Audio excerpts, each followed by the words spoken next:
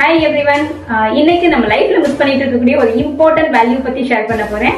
S, respect. Respect அப்படின்னா நம்ம மற்றவங்களை பார்த்து பயப்படணுமான்னா அப்படி இல்லை. பட் அவங்களுடைய வேல்யூ, ஃபீலிங்ஸ் அண்ட் ஹியூமனிட்டியை புரிஞ்சுட்டு நம்ம நடந்துக்கிறோம் இல்லையா, அதுதான் ரெஸ்பெக்ட். இந்த வேர்ல்டுல நம்ம சர்வே பண்ணணும் அப்படின்னா மணி தேவை, எஜுகேஷன் அண்ட் சக்சஸ் தேவை. பட் இதை எல்லாத்தையும் தாண்டி இம்பார்ட்டன்ட் குவாலிட்டினா இட்ஸ் ரெஸ்பெக்டிங் அதர்ஸ். இந்த வேர்ல்டுல நம்ம கிட்ட எவ்வளவுதான் பணம் இருந்தாலும் டெம்பரவரியா பெரிய ஆளா தெரியலாம். பட் ரெஸ்பெக்ட் இருந்தாதான் பெர்மனண்டா மனசுல இடம் கிடைக்கும். வெரி ஃபர்ஸ்ட் நம்ம பேரண்ட்ஸ்க்கு ரெஸ்பெக்ட் கொடுக்கணும்.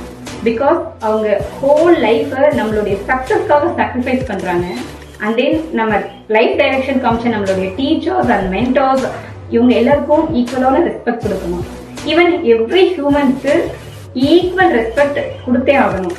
த greatest legend doctor APJ Abdul Kalam sir பத்தி எல்லாருக்கும் தெரியும். அவர் இந்தியாவோட பிரசிடென்டா இருந்த போதும் ரொம்ப சிம்பிளா வாழ்ந்தாரு. அவர் ஒரு ஸ்கூலுக்கு இன்வைட் பண்ணியிருந்தப்போ போயிருந்தாரு. அப்போ அவங்க ஸ்டூடெண்ட்ஸ் ரொம்ப ப்ரௌட் ஆயிட்டாங்க to get autograph with him.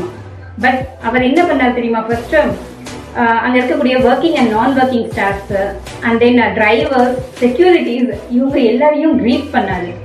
ஏன்னா அவர் சொன்னாரு, every human deserves respect regardless their position. அதுதான் அவருடைய greatest respect. ராக்கெட் லான்ச் பண்ண சயின்டிஸ்டாவே இருந்தாலும் மக்களை ரெஸ்பெக்ட் பண்ணக்கூடிய மனுஷனா வாழ்ந்தாரு. அதனாலதான் ஸ்டில் நவ் பீப்புள்ஸ் பிரசிடென்டா எல்லாருடைய ஹார்ட்லயும் இருக்காரு.